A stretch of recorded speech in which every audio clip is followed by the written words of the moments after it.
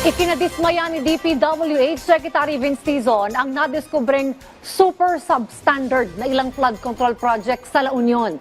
Bukod sa mga mababang klaseng materyales ang gamit, may proyekto ring idineklarang tapos na kahit ginagawa pa lang. Si Janice Dennis sa report.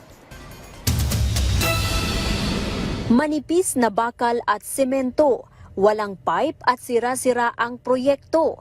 Yan ang inabutan ni DPWH Secretary Vince Dizon sa kanyang inspeksyon sa isang dike sa Bawang, La Union kasama si Independent Commission for Infrastructure o ICI Special Advisor Benjamin Magalong. Ayon kay Dizon, substandard ang proyekto at walang maipakitang engineering design. Iginiit rin niya na tila minadali ang proyekto dahil super substandard ang mga materyales na ginamit sa proyekto. Well, nakakadismaya talaga, no? Kasi sa mata pa lang, nakikita na natin na marami na namang problema. Kaparehas din ng mga problemang nakita natin sa Bulacan, sa Mindoro, nakikita din natin dito. No? Nakita din ni Dizon na hindi pa tapos at ginagawa pa ang proyekto pero nai-report na itong completed noong Marso. Ayon pa kay Dizon, aabot sa 180 million pesos ang pondo ng naturang proyekto. Sunod naman nilang ininspeksyon ang flood control project sa Barangay Anduyan at Rizal sa Tubao, La Union.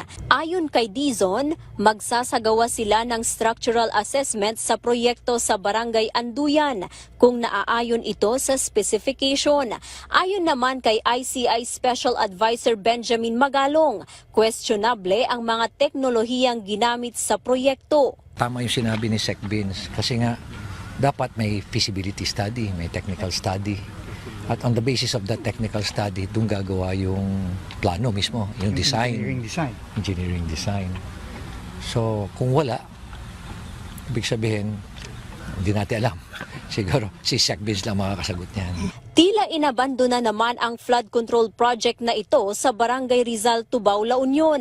Sa kanilang inspeksyon, nakita nilang nasimulan na at may mga nahukay na rin na mga lupa. Nakatanggap umano si Magalong ng sumbong sa komunidad.